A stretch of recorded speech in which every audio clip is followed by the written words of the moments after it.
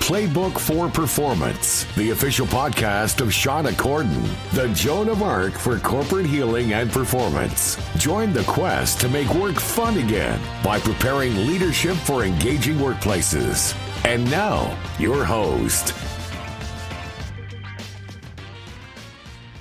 Well, hello, everybody. Glad to be back with you. I hope your week's going well. So, today in the podcast, to continue on with our theme about making the leader's life easier, we are going to be talking about masterminding. Now, if you're listening on audio, do know that you can catch us on YouTube. We've got a whole channel. We're probably in our 30th video version of the podcast. So, do join us out there. We'd love to have you subscribe and follow us. So, we're going to talk about masterminding today. So we got a little bit of a follow-up from last week when we were talking about group coaching. Masterminding is probably my favorite form of group coaching, so much so I used to have a business that exclusively focused on masterminds. And shout out to Christina. Hope you're doing well. So masterminding is, I think, the perfect entry point to one-on-one coaching. It's also the perfect place to go when you've graduated from one-on-one coaching. Now that seems like a dichotomy, so let me break it down and why I think so. So before I get to that, let me talk about what masterminding is and how it works. So the perfect mastermind group size is anywhere between 6 to 8 people. It has enough diversity in the group.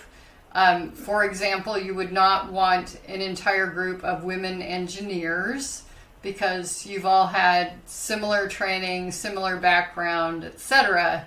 So the chances of you being able to kind of cross-pollinate from different industries the likelihood is quite small. Now, if you want to do group coaching and you all wanted to pursue a similar goal, like the next level of certification or a book discussion group or something like that, great. But not good for masterminding. With my experience, every other week is the perfect cadence. Depending on whether your group is 6 people or 8 people, I would say 1.5 to 2 hours minimum. And basically, it's like working with a coach, but in a speed dating style. So your coach and your group would get together, and basically we'd go around the room, everybody say hi, catch up, and then we get started. We're on the clock, literally. And the first person is in the hot seat. Now this is how I do it. Sometimes people rotate it, so only one person goes each meeting, and you get to be on the hot seat like every 6th session. I don't like that because that's too long to wait, in my opinion. So the person presents in a very laser-like fashion. Here's my concern.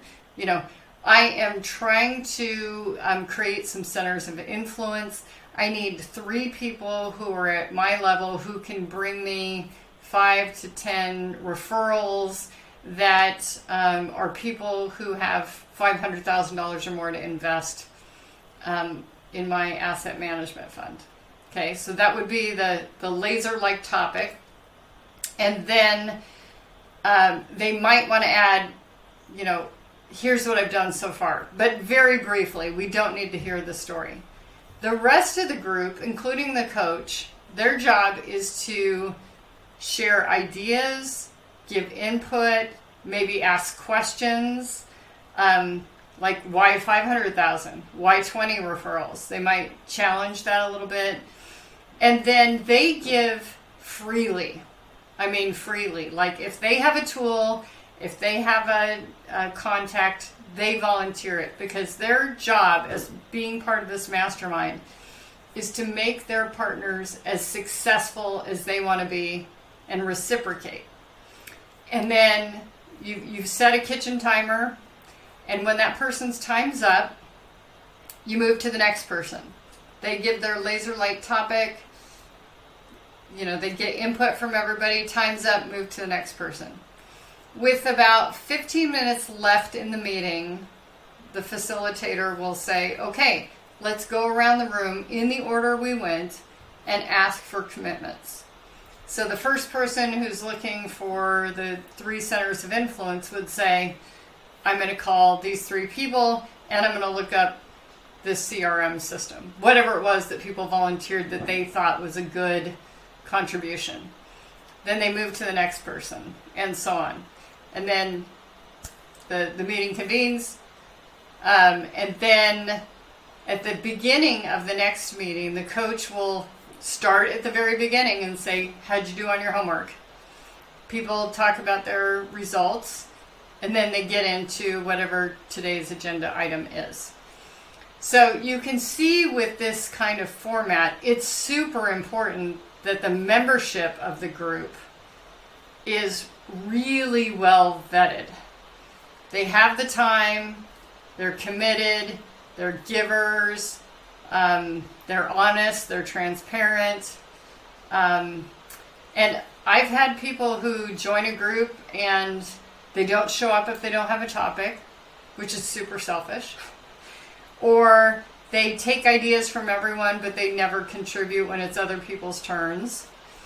They're not reliable, or they don't commit for the duration. I would say make it a 3-month minimum, 6-month preferred duration, and the group doesn't change during that period.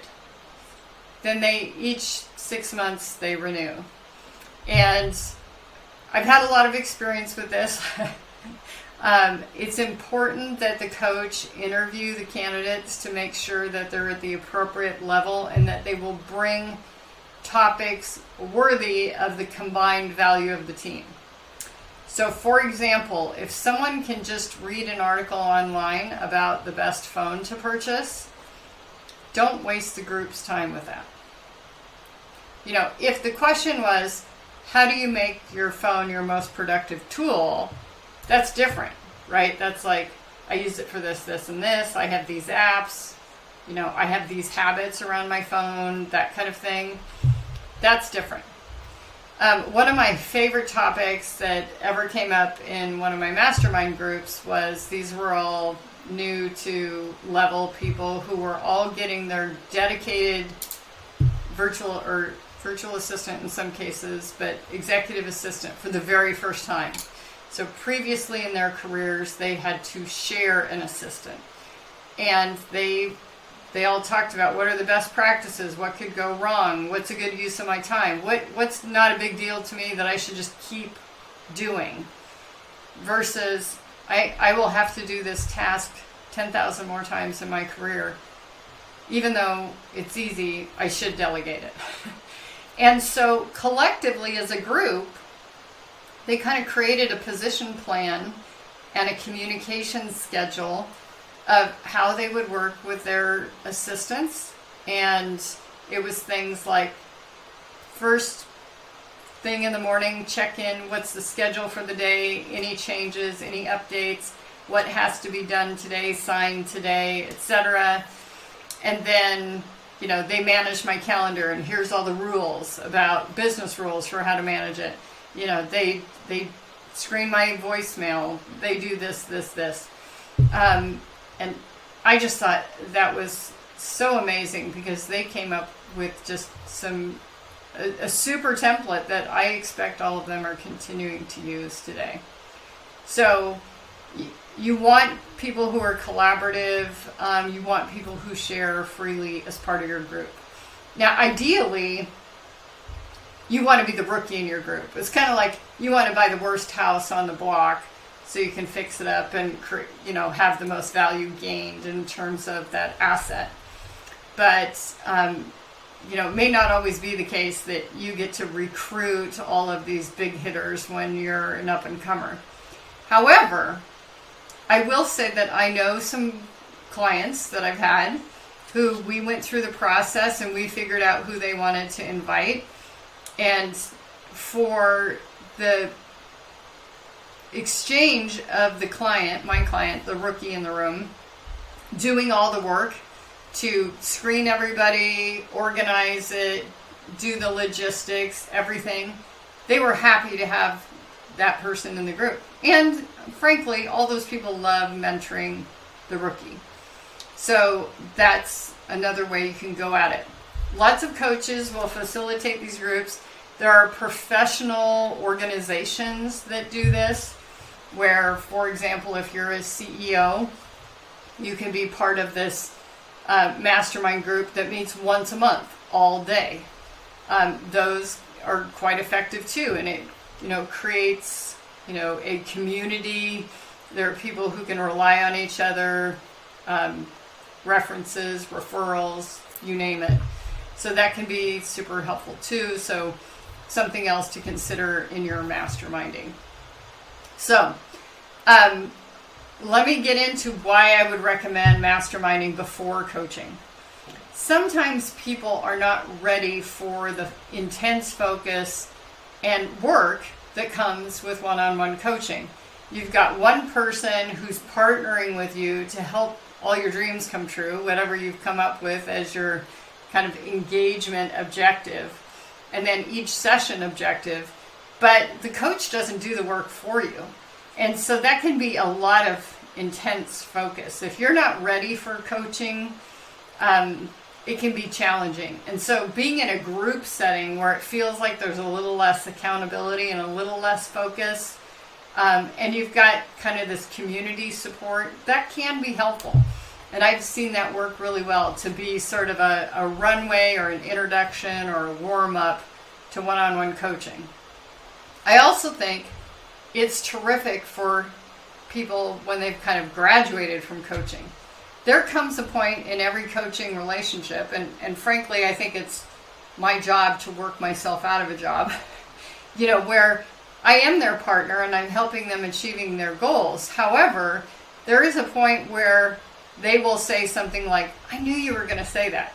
They've kind of assimilated the way that I think and my challenge and all of that. And if they take the time to do it, they could kind of AI me. What would Shauna ask?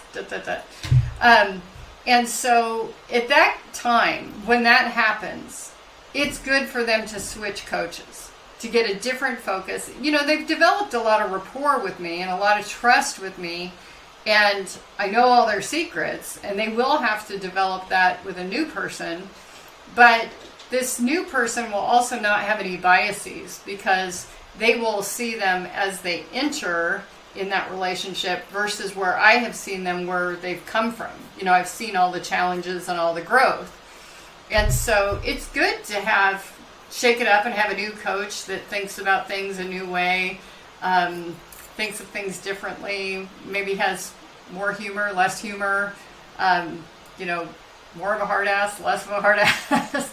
It just really depends. And so, but the alternative to switching coaches is to join a group where you're getting the networking out of it, you're creating community, you've got other peers of your professional stature, perhaps they're in different industries. That's advisable. So, what has always been taken as the tried and true in your industry, you might shake it up by coming in horizontally because of how somebody addresses something in their industry that could change everything. And so I think that kind of diversity can really help. And I think all of us could use more friends. And so a mastermind can really create that sense of community as well. So that's why I think masterminding is great as an entry point. It's great as an exit point. But it really is, I can't emphasize enough that you really need to do some serious screening about your partners. You don't want to be casual about it. You don't want to treat it too much of like a friendly group function, because you really want to get results for the time that you're investing in being in your group. So if you would like to form your own mastermind group, or if you'd like some tips and tricks on that, I am always happy to help and come talk to your organization. Or if you have a group of people that you need a facilitator for your mastermind group, you should give us a call. So you can drop a note in the YouTube comments here, or you can reach out and send a note to podcast@shawnacorden.com. Don't forget, in addition to kind of educating people on creating a coaching culture, we offer leadership coaching. We train leaders in coaching skills, and we mentor internal coaches so that they can be more effective as coaches in the workplace. I will be speaking at International Coaching Federation's conference Converge in August. I will be talking about overcoming polarization, and I hope to see you there. Until next time, take good care.